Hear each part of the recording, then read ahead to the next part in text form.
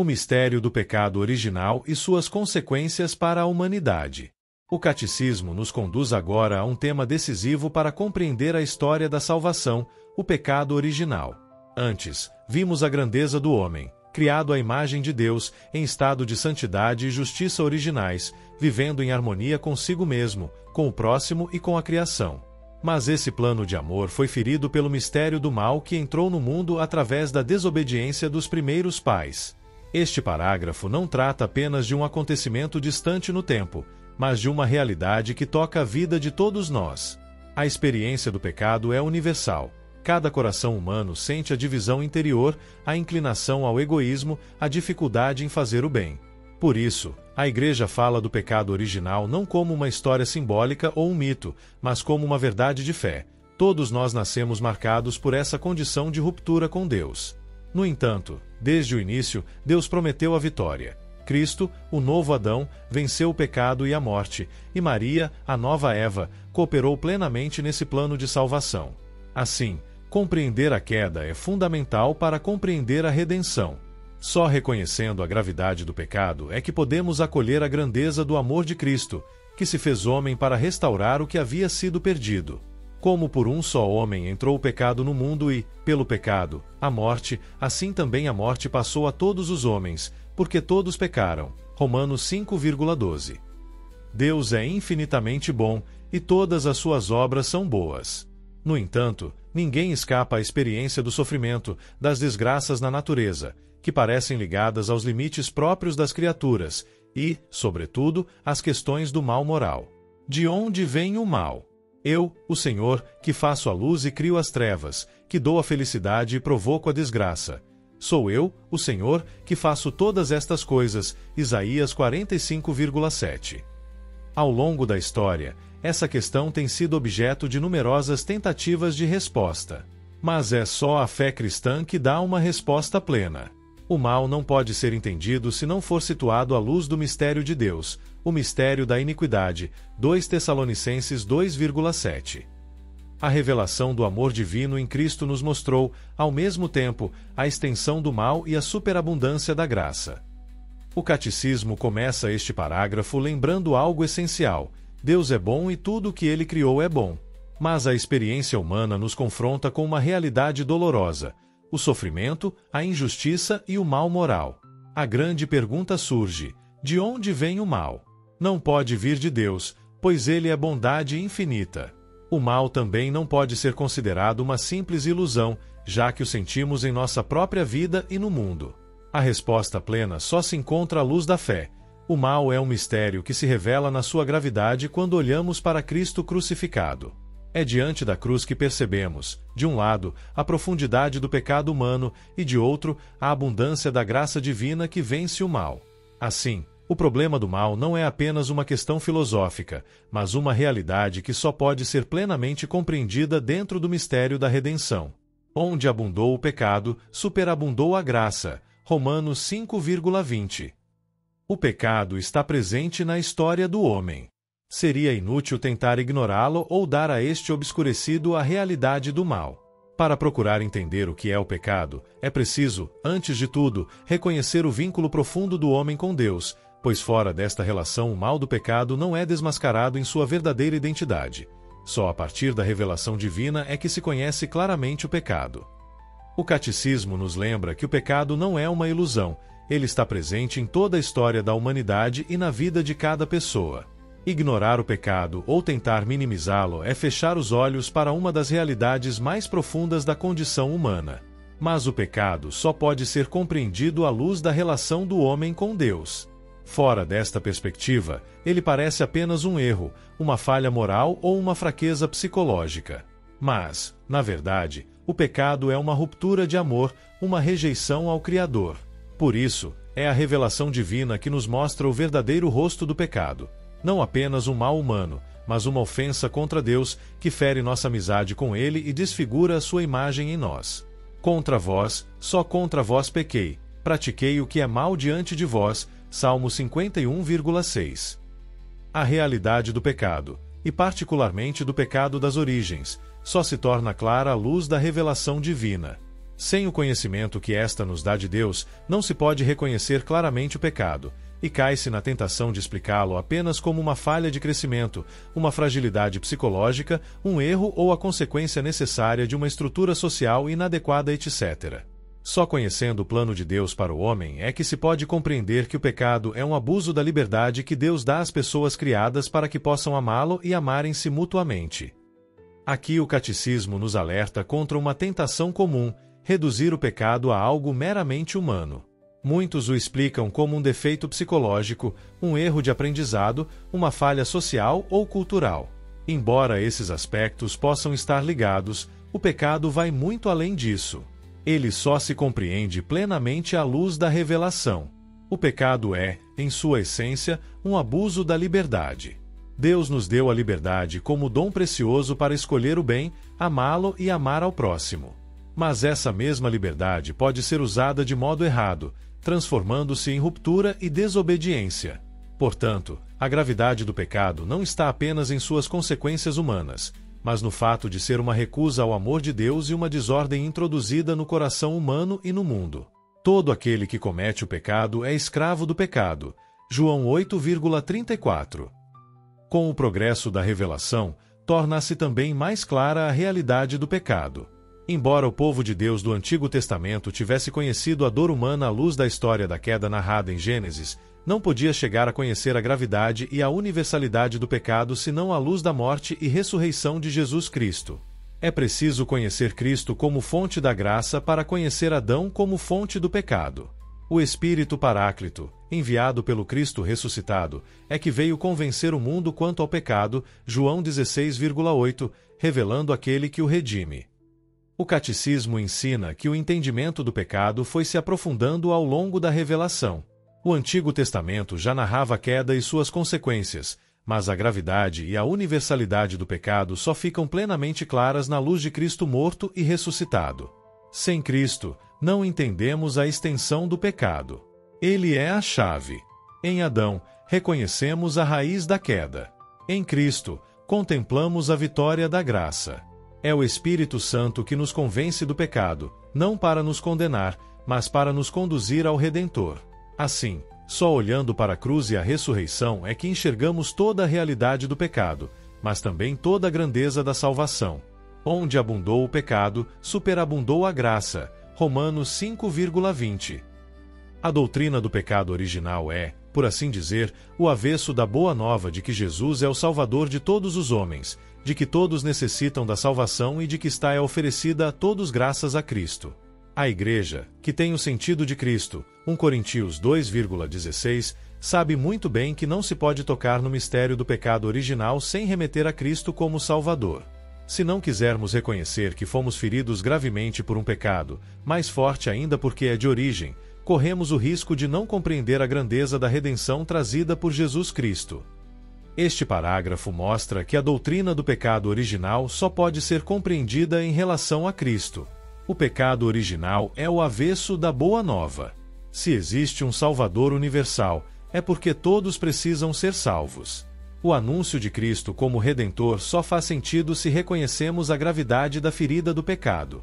Assim, negar o pecado original não apenas distorce a visão sobre o homem, mas também impede de reconhecer a profundidade da obra de Cristo. Só quem compreende o quanto fomos feridos pode acolher a grandeza da salvação.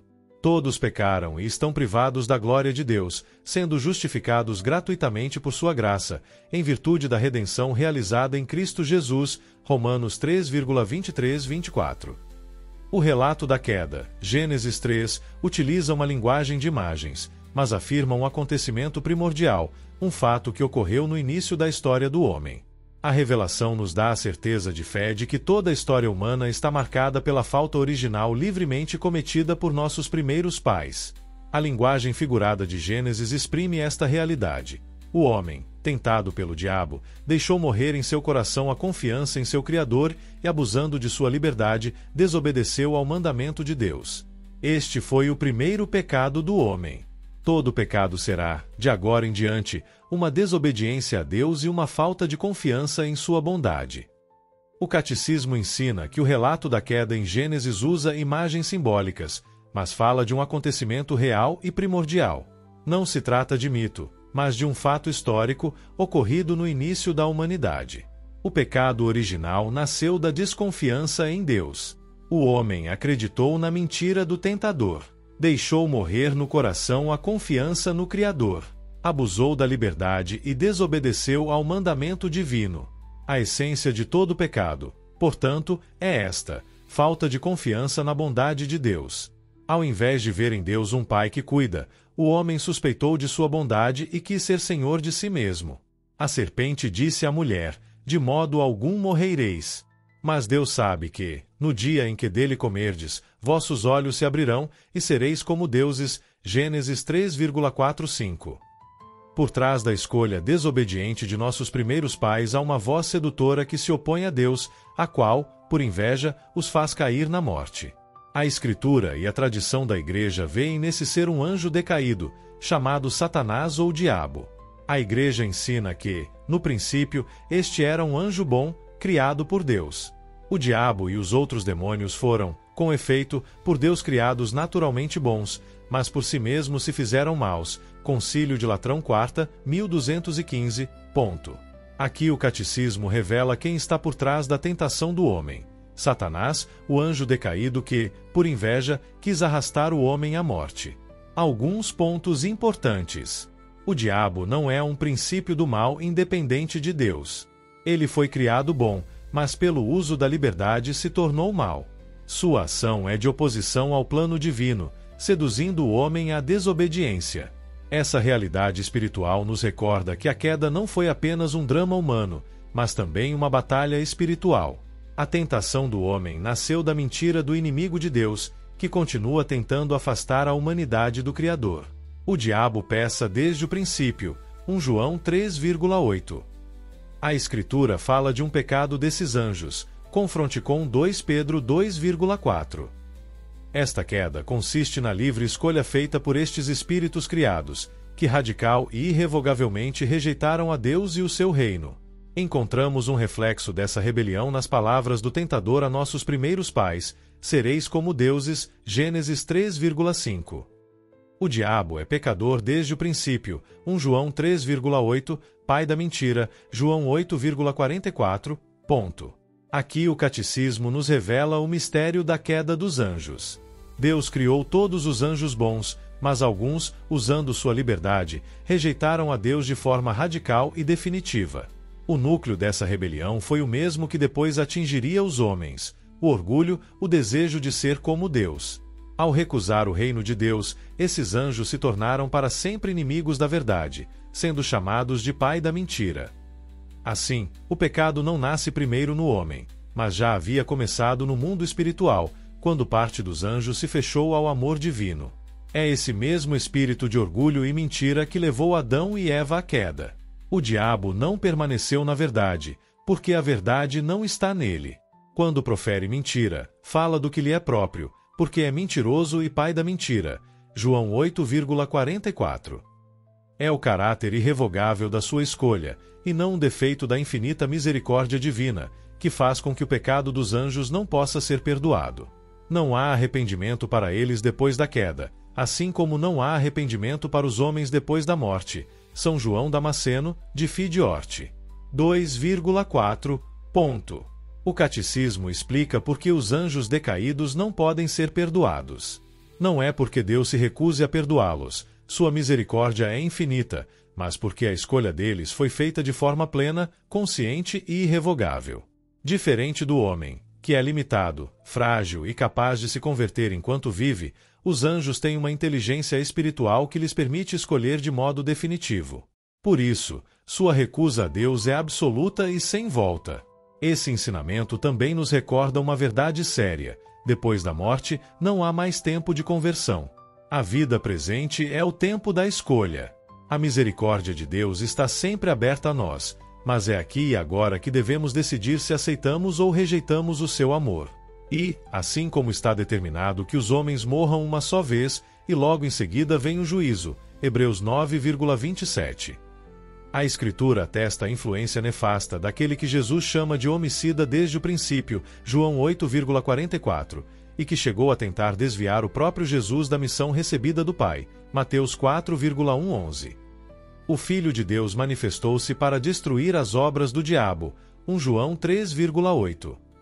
Destas, a mais grave inconsequência foi a sedução mentirosa que induziu o homem a desobedecer a Deus. O catecismo aqui apresenta a ação do diabo na história da salvação.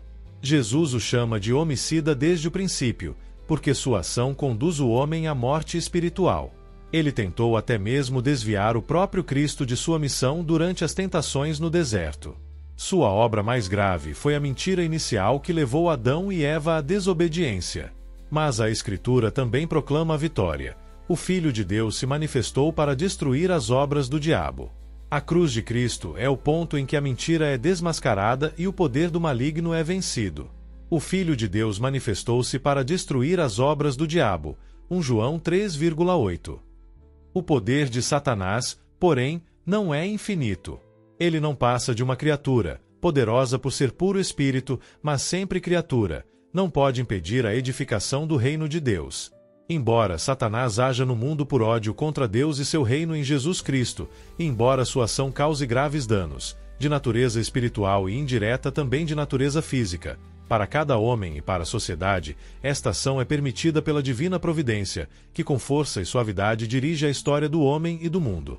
O fato de Deus permitir a ação diabólica é um grande mistério, mas nós sabemos que tudo concorre para o bem daqueles que amam a Deus. Romanos 8,28.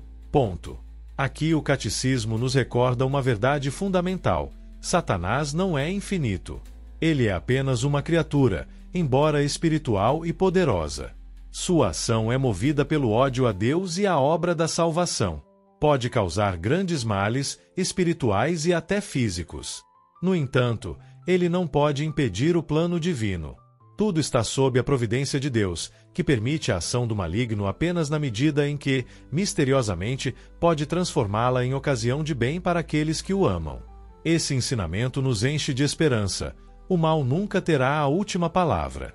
O poder de Satanás é limitado e subordinado à vitória de Cristo. Sabemos que tudo concorre para o bem daqueles que amam a Deus. Romanos 8,28. Deus criou o homem à sua imagem e o constituiu em sua amizade. Criatura espiritual, o homem só pode viver esta amizade como livre submissão a Deus.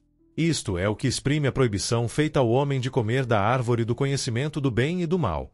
Pois, no dia em que dela comeres, com certeza morrerás. Gênesis 2,17. A árvore do conhecimento do bem e do mal recorda simbolicamente a insuperável limitação do homem, que deve livremente reconhecer e respeitar, com confiança, sua dependência do Criador. O homem depende de Deus e só nele encontra sua felicidade. A proibição divina era um convite à confiança na sua bondade.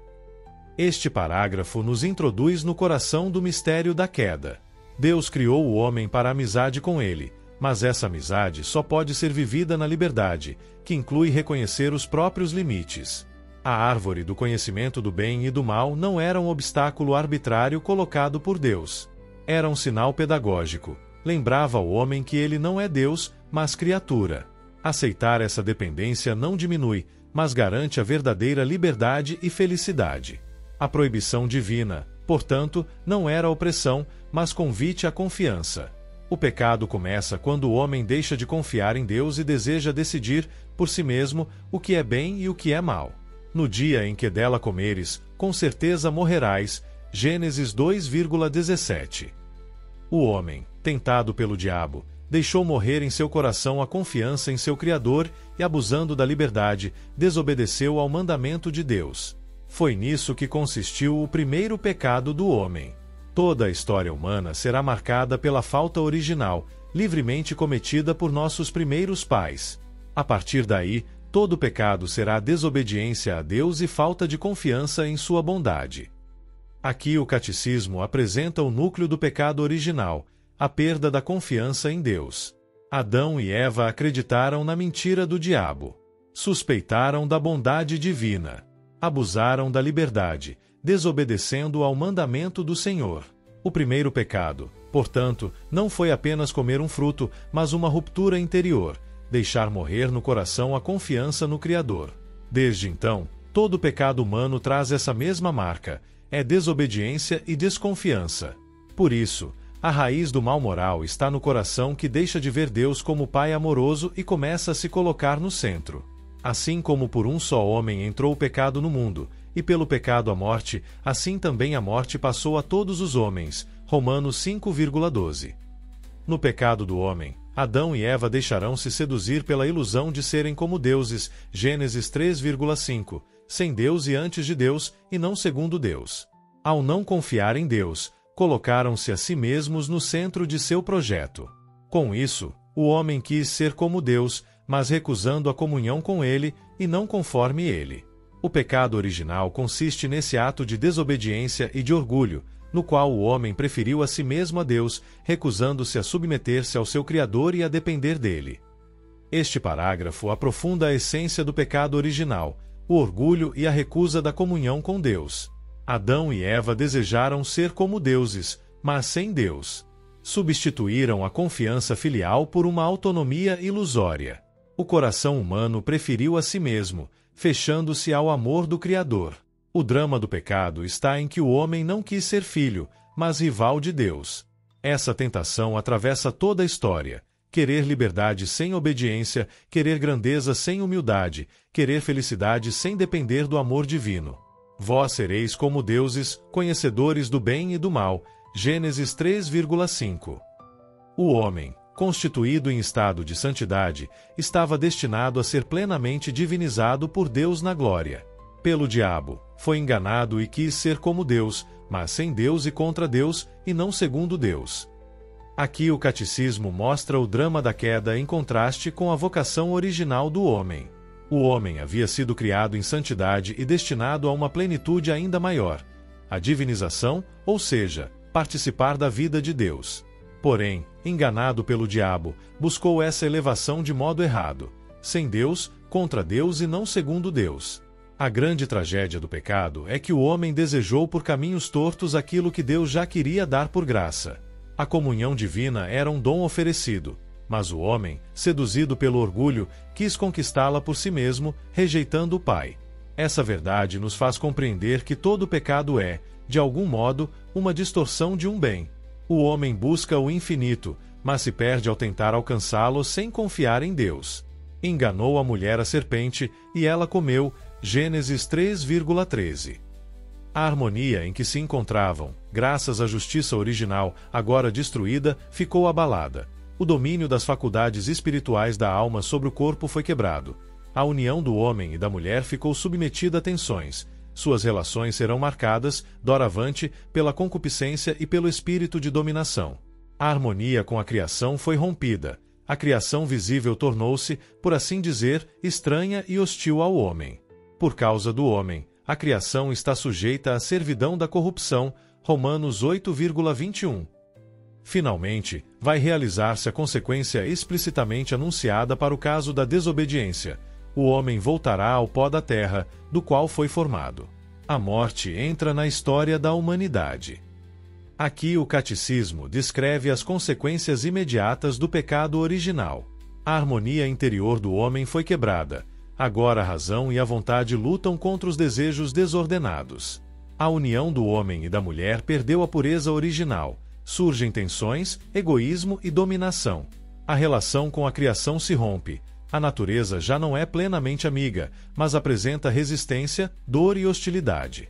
A morte entra na história. O homem retorna ao pó, como havia sido anunciado. O pecado não destruiu totalmente a bondade da criação, mas feriu profundamente a condição humana. A partir daqui, a história do homem é marcada pela luta contra a desordem, pela dor e pela finitude.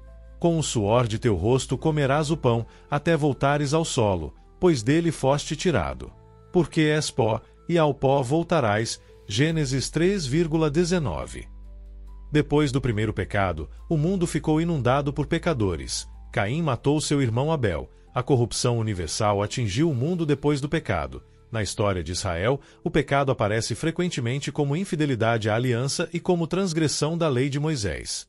E mesmo depois da redenção de Cristo, entre os cristãos, o pecado se manifesta em numerosas formas, que a Escritura assinala: infidelidade, ingratidão, indiferença, preguiça, orgulho, inveja, ódio, cobiça, discórdia, etc. De fato, o que vem do coração do homem é que mancha o homem. Pois é do interior, do coração dos homens, que saem os maus pensamentos, devassidões, roubos, homicídios, adultérios, cobiças, perversidades, fraudes, devassidão, inveja, difamação, orgulho, insensatez. Macabeus 7,20-22. Este parágrafo mostra como a ferida do pecado original se espalhou pela história. Logo após a queda, Caim mata Abel, revelando como o mal se enraiza na humanidade. O Antigo Testamento testemunha repetidas infidelidades do povo à aliança. Mesmo depois da redenção, o pecado continua a existir em diversas formas no coração humano. O pecado, portanto, não é apenas um episódio isolado, mas uma realidade permanente da condição humana ferida. Ele nasce do coração e se manifesta em atitudes de egoísmo, violência e desobediência. Contudo, essa constatação não é motivo de desespero, mas de vigilância e humildade. Reconhecer nossa fragilidade é o primeiro passo para abrir-se à graça de Cristo, que nos purifica e fortalece. É do interior, do coração dos homens, que saem os maus pensamentos. Macabeus 7,21. Todos os homens estão implicados no pecado de Adão. São Paulo afirma: pelo pecado de um só, a morte passou a todos os homens. Romanos 5,12. É em razão dessa certeza que a Igreja batiza para a remissão dos pecados até os recém-nascidos que não cometeram pecado pessoal. Este parágrafo aprofunda a dimensão universal do pecado original. Não se trata apenas de uma culpa pessoal de Adão, mas de uma condição que atinge toda a humanidade. São Paulo ensina que pelo pecado de um só, a morte passou a todos. Isso mostra que, assim como todos participamos da mesma natureza humana, todos herdamos também a ferida do pecado original. Por isso, a Igreja batiza até os recém-nascidos, não porque tenham cometido pecados pessoais, mas porque também precisam da graça de Cristo para serem libertos da condição herdada do primeiro homem. Assim como por um só homem entrou o pecado no mundo, e pelo pecado a morte, assim também a morte passou a todos os homens. Romanos 5,12. Seguindo São Paulo, a Igreja sempre ensinou que a imensa miséria que oprime os homens e sua inclinação para o mal e para a morte não são compreensíveis sem sua ligação com o pecado de Adão e o fato de nos ter transmitido um pecado com o qual todos nascemos afetados e que é a morte da alma. Por causa desta certeza de fé, a Igreja confere o batismo para a remissão dos pecados, mesmo às crianças que não cometeram pecados pessoais. Aqui o Catecismo mostra que a realidade do pecado original explica a miséria da condição humana. A inclinação para o mal, a fraqueza diante da tentação e a certeza da morte não são acidentes, mas consequência de uma ferida profunda que herdamos desde Adão. Esse pecado transmitido é chamado de morte da alma, porque nos priva da graça original, ainda que não seja um pecado pessoal cometido por escolha própria. É por isso que a Igreja batiza também as crianças.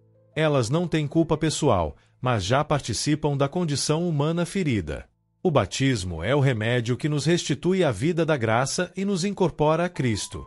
Assim como em Adão todos morrem, assim também em Cristo todos reviverão. 1 Coríntios 15,22. De que modo o pecado de Adão se tornou o pecado de todos os seus descendentes? Todo o gênero humano é em Adão como um só corpo de um só homem. Pela unidade deste gênero, todos os homens estão implicados no pecado de Adão, assim como todos estão implicados na justiça de Cristo. Entretanto, a transmissão do pecado original é um mistério que não podemos compreender plenamente. Sabemos pela revelação que Adão tinha recebido a santidade e a justiça originais não só para si, mas para toda a natureza humana. Cedendo ao tentador, Adão e Eva cometeram um pecado pessoal, mas essa falta atingiu a natureza humana, que eles irão transmitir num estado decaído. Trata-se de um pecado contraído, não cometido, um estado e não um ato. Este parágrafo aprofunda como o pecado original é transmitido. Toda a humanidade estava em Adão como um só corpo de um só homem. Por isso, quando ele caiu, toda a natureza humana foi atingida. Não se trata de um pecado pessoal de cada um, mas de uma condição herdada. O Catecismo é claro: o pecado original é contraído, não cometido. Ou seja, nascemos privados da santidade e da justiça originais que Deus havia dado para toda a humanidade em Adão. Ao mesmo tempo, São Paulo ensina que assim como todos fomos atingidos pelo pecado de Adão, todos podemos ser justificados pela obediência de Cristo, o novo Adão. Assim como pela desobediência de um só homem todos se tornaram pecadores, assim também, pela obediência de um só, todos se tornarão justos. Romanos 5,19. O pecado original, embora próprio a cada um, em nenhum descendente de Adão tem um caráter de falta pessoal. É a privação da santidade e da justiça originais, mas a natureza humana não está totalmente corrompida. É ferida em suas próprias forças naturais, submetida à ignorância, ao sofrimento e ao poder da morte, e inclinada ao pecado. Esta inclinação é chamada concupiscência. O batismo, dando a vida da graça de Cristo, apaga o pecado original e devolve o homem a Deus, mas as consequências para a natureza, enfraquecida e inclinada ao mal, persistem no homem e o convocam ao combate espiritual. Este parágrafo aprofunda o efeito do pecado original em cada pessoa. Ele é próprio a cada um, mas não é uma culpa pessoal. Trata-se de uma privação, não de uma corrupção total. A natureza humana permanece boa, mas ferida. Essa ferida se manifesta na concupiscência, a inclinação ao mal que permanece mesmo após o batismo. O batismo nos devolve a vida da graça, mas não elimina as consequências da queda. Por isso, a vida cristã é um combate espiritual constante, no qual, sustentados pela graça, devemos lutar contra a tendência ao pecado e buscar a santidade. Pois não faço o bem que quero, mas pratico o mal que não quero. Romanos 7,19. O ensinamento da Igreja sobre a transmissão do pecado original foi claramente definido no século V, sobretudo em oposição a Pelágio. Pelágio sustentava que o homem podia, por força natural da sua vontade livre, sem a ajuda necessária da graça de Deus, levar uma vida moralmente boa. A Igreja, no entanto, ensinou que a morte, e também a concupiscência, são consequências do pecado original, e que o homem não pode vencer o mal com suas próprias forças, sem a graça da redenção trazida por Cristo. Esta doutrina foi reafirmada especialmente pelo Concílio de Trento. O Catecismo recorda aqui a controvérsia do século V contra Pelágio. Pelágio afirmava que o homem podia ser justo por si mesmo, sem a graça de Deus. A Igreja rejeitou esse erro e afirmou: o pecado original feriu a natureza humana de tal modo que o homem não pode se salvar com suas próprias forças. Somente a graça de Cristo cura a ferida do pecado e dá força para o bem. Sem ela, o homem está condenado a cair, porque carrega em si a concupiscência e a morte como consequências da queda. Assim, a doutrina do pecado original não é um detalhe, mas um ponto central da fé. Ela nos recorda que a salvação é sempre graça e nunca conquista humana. Sem mim nada podeis fazer. João 15,5. A doutrina do pecado original, ligada à da redenção por Cristo, dá uma visão lúcida da situação do homem e da sua ação no mundo. Pelo pecado dos primeiros pais, o diabo adquiriu uma certa dominação sobre o homem, embora este permaneça livre. O pecado original acarreta uma servidão sob o poder daquele que tinha o império da morte, isto é, do diabo. Hebreus 2,14. Ignorar que o homem tem uma natureza ferida, inclinada ao mal, dá lugar a graves erros na educação, na política, na ação social e nos costumes. Este parágrafo nos dá uma visão muito realista da condição humana. Pelo pecado, o homem ficou sob uma certa dominação do diabo, escravizado ao mal, mas ainda conserva sua liberdade. O pecado original introduziu no coração humano uma inclinação que o arrasta facilmente para o erro e a injustiça. Negar essa ferida leva a graves ilusões. Sistemas políticos, sociais ou educacionais que ignoram a inclinação ao mal acabam fracassando, porque não levam em conta a realidade do pecado. A fé, ao contrário, nos oferece um olhar lúcido, reconhece a ferida, mas também anuncia a cura em Cristo. O homem é frágil, mas não está perdido, está ferido, mas pode ser redimido pela graça. Cristo se manifestou para destruir, pela sua morte, aquele que tinha o poder da morte, isto é, o diabo. Hebreus 2,14. As consequências do pecado original e de todos os pecados pessoais da humanidade conferem ao mundo em seu conjunto uma condição pecaminosa, que pode ser chamada de pecado do mundo. Esta expressão designa também a influência negativa que as situações comunitárias e as estruturas sociais, fruto dos pecados dos homens, exercem sobre o comportamento das pessoas. O catecismo amplia aqui a visão do pecado. Não se trata apenas de atos individuais, mas de uma condição global marcada pelo mal. O pecado original e os pecados pessoais acumulados geram uma realidade que a Igreja chama de pecado do mundo. Isso se manifesta em estruturas sociais injustas, em sistemas corrompidos, em situações que pressionam e condicionam as escolhas das pessoas. Assim, o pecado não é apenas uma luta pessoal, mas também uma realidade comunitária e estrutural. Essa consciência nos ajuda a perceber que a conversão cristã inclui não só a vida interior, mas também o compromisso de transformar o mundo à luz do Evangelho. Eis o Cordeiro de Deus, que tira o pecado do mundo. João 1,29. Esta situação dramática do mundo, que todo inteiro jaz no poder do maligno, Jó 5,19, faz da vida do homem um combate. Ao longo de toda a história dos homens estende-se uma dura batalha contra os poderes das trevas. Batalha que, iniciada desde a origem do mundo, durará, como diz o Senhor, até o último dia. Inserido nesta luta, o homem há de lutar sem cessar para estar unido ao bem. E só à custa de grandes esforços, com a ajuda da graça de Deus, é que consegue realizar a sua própria unidade interior. Concílio Vaticano II, Gaudium Spes, 37,2. O Catecismo mostra aqui a dimensão combativa da vida cristã. O mundo inteiro está sob influência do maligno, e isso torna a existência humana um campo de batalha espiritual. Essa luta começou na origem da humanidade. Ela atravessa toda a história. Durará até o fim dos tempos. O homem não pode ser ingênuo. Está sempre diante de uma escolha entre o bem e o mal e precisa de esforço constante para permanecer fiel a Deus. Mas não luta sozinho. A graça do Senhor o sustenta e torna possível a vitória sobre o pecado. Assim, a vida cristã não é um caminho cômodo, mas um combate espiritual diário, no qual, fortalecidos por Cristo, caminhamos para a verdadeira liberdade. Revesti-vos da armadura de Deus, para que possais resistir às ciladas do diabo. Efésios 6,11. Depois da queda, não abandonou o homem à mercê da morte. Ao contrário, de modo misterioso, Deus o chamou e lhe anunciou, de forma velada, a vitória sobre o mal e o levantamento de sua queda.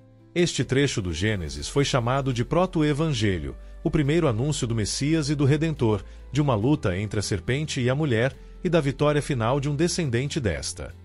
Este parágrafo traz uma das mais belas luzes do catecismo. Mesmo depois do pecado, Deus não abandonou o homem. Ao contrário, logo após a queda, ele já anuncia a salvação futura. Esse anúncio, chamado proto-evangelho, primeira boa nova, está em Gênesis 3,15. Haveria uma luta entre a serpente e a mulher. Um descendente da mulher esmagaria a cabeça da serpente. Essa promessa se cumpre em Jesus Cristo, nascido da Virgem Maria. Assim, desde o início da história ferida pelo pecado, Deus já prepara a vitória definitiva do amor. A esperança jamais foi apagada. A salvação foi prometida desde a primeira queda. Porém inimizade entre ti e a mulher, entre a tua descendência e a descendência dela. Esta te ferirá a cabeça, e tu lhe ferirás o calcanhar. Gênesis 3,15. Esta vitória sobre o pecado, alcançada por Cristo, deu-se de modo admirável em Maria, Mãe de Deus, preservada de toda a mancha do pecado original e, ao longo de toda a sua vida terrena, por uma graça especial de Deus, não cometeu nenhum pecado. Os padres da Igreja chamam a Mãe de Deus de a Toda Santa, Panagia, celebram-na como imune de toda mancha de pecado, como se fosse plasmada pelo Espírito Santo e formada como uma nova criatura. Pela graça de Deus, Maria permaneceu pura de todo o pecado pessoal ao longo de sua vida. O Catecismo mostra que a promessa do proto-evangelho se realizou de maneira plena em Maria. Por uma graça singular, ela foi preservada do pecado original desde a sua concepção, Imaculada Conceição. Durante toda a sua vida, permaneceu livre de qualquer pecado pessoal. Ela é chamada pelos padres da Igreja de Panagia, a Toda Santa, a nova criatura. Maria é a mulher anunciada em Gênesis 3,15, que, unida a Cristo, vence a serpente. Sua pureza absoluta foi dom de Deus, em vista dos méritos de Cristo, e sinal de esperança para toda a humanidade redimida. Ave, cheia de graça, o Senhor está contigo. Lucas 1,28. Mas por que Deus não impediu o primeiro homem de pecar? São Leão Magno responde: a graça inefável de Cristo nos deu bens melhores do que aqueles que a inveja do demônio nos havia arrebatado. Sermão 73,4. São Tomás de Aquino afirma: nada se opõe a que a natureza humana tenha sido destinada a um fim mais elevado depois do pecado. Deus permite que aconteçam os males para tirar deles um bem maior. Donde as palavras de São Paulo: onde abundou o pecado, superabundou a graça. RM 5,20, Suma Teológica 3,1,3, AD 3. Este parágrafo aborda uma questão que muitos se perguntam: por que Deus não impediu o pecado original? A resposta da fé é que Deus é tão sábio e poderoso que sabe tirar do mal um bem maior. Pela queda, entrou o pecado no mundo, mas pela redenção em Cristo recebemos dons ainda maiores do que os que haviam sido perdidos. O plano de Deus não foi derrotado pelo mal. Ao contrário, foi elevado a uma obra ainda mais grandiosa de amor. Essa verdade nos enche de esperança. Nada está fora da providência divina. Mesmo nossos pecados, quando arrependidos, podem ser ocasião de maior humildade, confiança e santidade. Onde abundou o pecado, superabundou a graça. Romanos 5,20.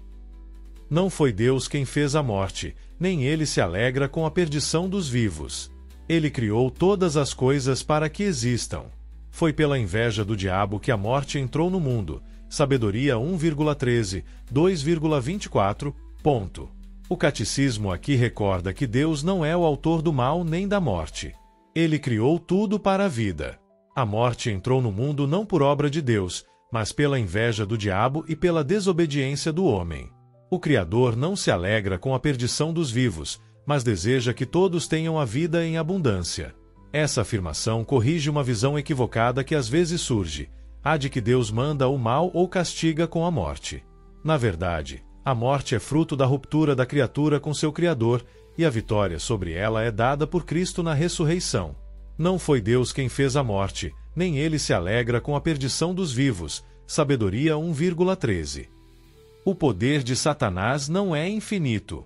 Ele é apenas uma criatura, embora poderosa por ser espírito puro, mas sempre criatura.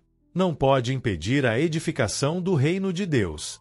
Mesmo que atue por ódio contra Deus e seu plano de salvação em Cristo e que cause grandes danos, de ordem espiritual e também, indiretamente, de ordem física, para cada homem e para a sociedade, esta ação é permitida pela divina providência, que com força e suavidade dirige a história do homem e do mundo.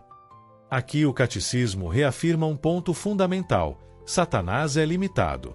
Ele é apenas criatura, embora espiritual. Não pode impedir o plano de Deus.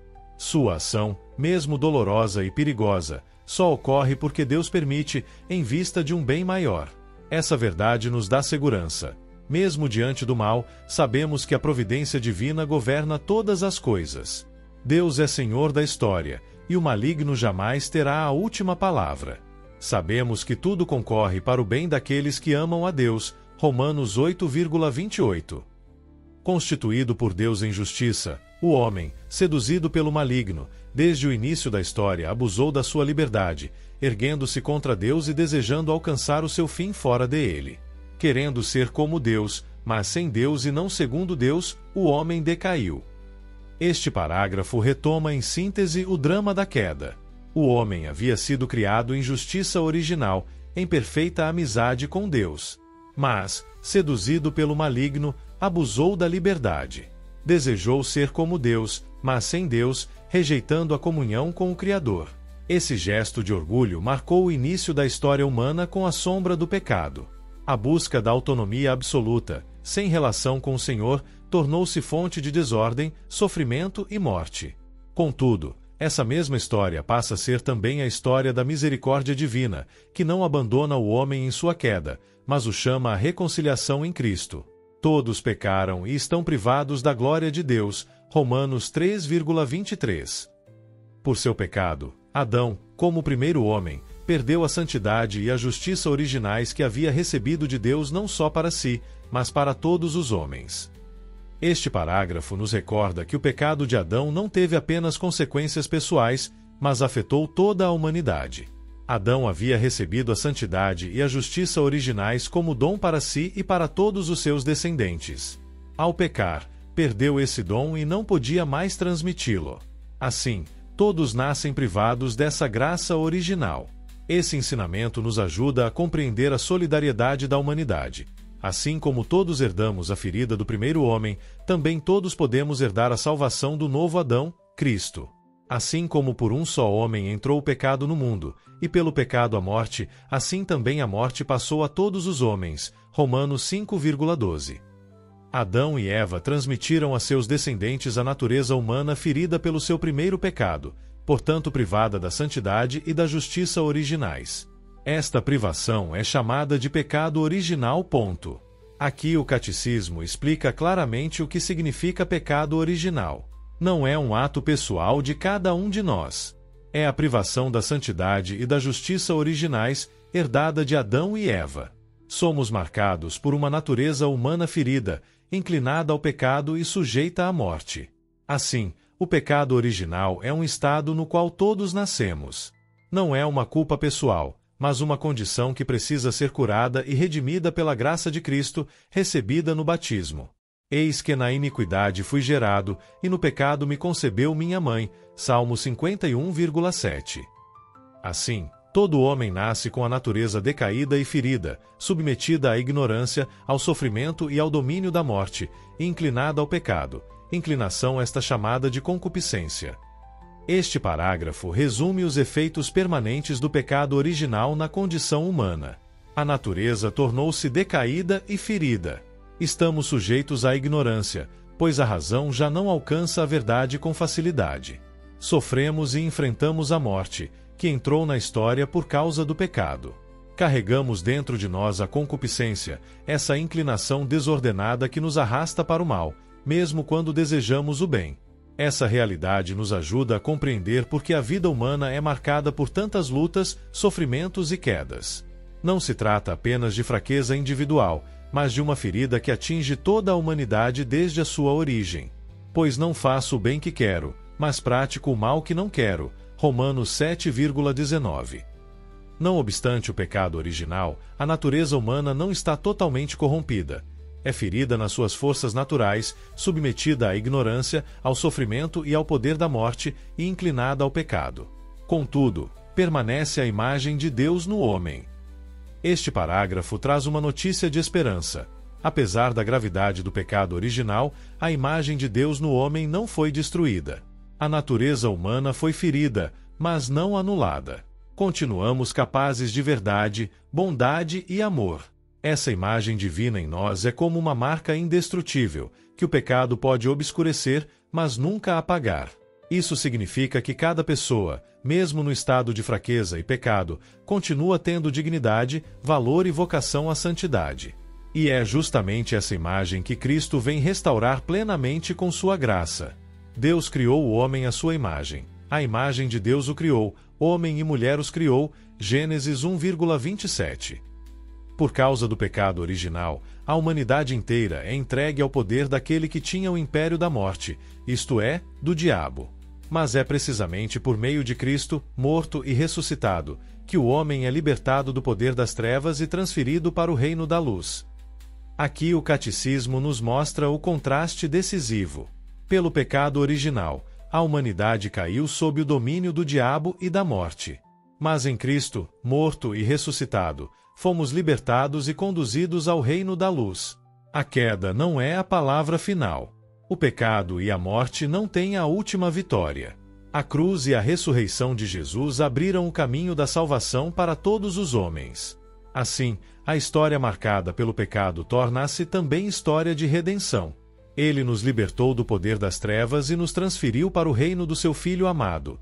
Colossenses 1,13. É por isso que a Igreja proclama a Boa Nova de Cristo a todos os homens. A humanidade inteira, ferida pelo pecado, encontra sua salvação somente em Jesus Cristo, morto e ressuscitado.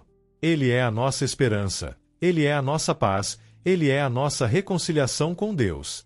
Nele, a humanidade reencontra sua vocação à santidade e à vida eterna.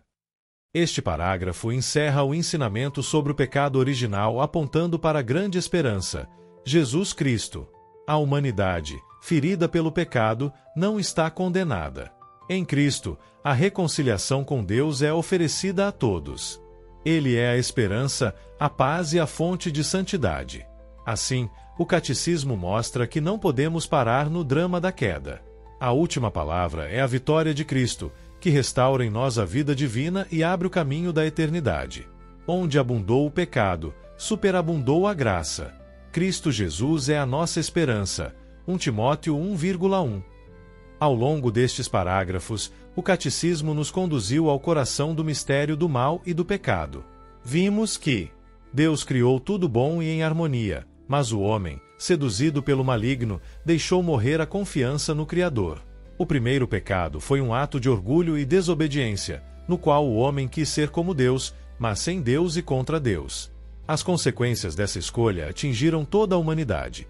A perda da santidade original, a inclinação ao mal, o sofrimento, a morte e a ruptura da harmonia interior e exterior. Este pecado não é apenas uma realidade passada.